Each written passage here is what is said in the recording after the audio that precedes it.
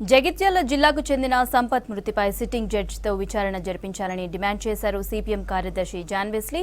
విచారణ పేరుతో పోలీసులు చిత్రహింసలకు గురిచేయటం సమాజంలో తప్పుడు సంకేతాన్ని ఇస్తుందన్నారు. విదేశాల్లో ఉద్యోగాలు ఇప్పిస్తామని చెప్పి నిరుద్యోగులను మోసం చేశాడనే అభియోగంతో సంపత్ అనే వ్యక్తిని నిజామాబాద్ సైబర్ క్రైమ్ పోలీసులు కస్టడీలోకి తీసుకున్నారు.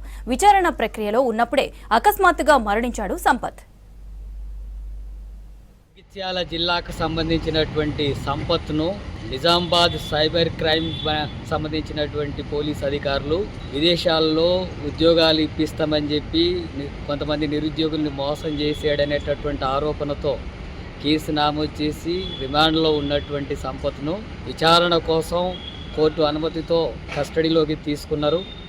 కస్టడీలో చిత్రహింసలు పెట్టడం వల్లనే అతను చనిపోయాడని చెప్పి కుటుంబ సభ్యులంతా కూడా ఆరోపిస్తున్నారు.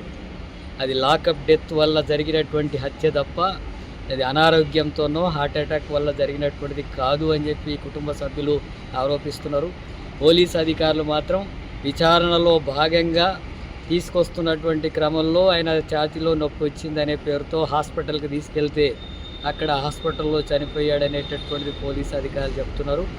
కానీ అంతకుముందు కుటుంబ సభ్యులు ఆ బాధితుడిని నిందితుడిని కలిసినప్పుడు ఆయన పూర్తిగా నా శరీరం అంతా కూడా తీవ్రమైనటువంటి గాయాలతో ఉంది, నేను తట్టుకోలేకపోతున్నానని చెప్పి కుటుంబ సభ్యులతో చెప్పినట్టుగా తెలుస్తుంది. అట్లాగే ఆ తర్వాత కూడా ఆయన చూడడానికి కూడా అనుమతి ఇవ్వలేదు కుటుంబ సభ్యులకు అనే విషయాలు తెలుస్తున్నాయి.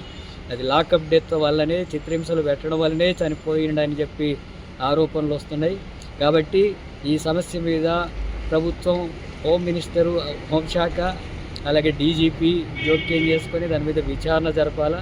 విచారణ జరిపి ఈ చిత్రహింసలకు గురి చేసి హత్యకు కారణమయ్యారు అనేటటువంటి విషయాలు వాస్తవం అయితే సంబంధిత పోలీస్ అధికారుల మీద హత్య కేసు నమోదు చేసి కఠినంగా శిక్షించేటట్టుగా చర్యలు తీసుకోవాలని చెప్పి సిపిఎం పార్టీగా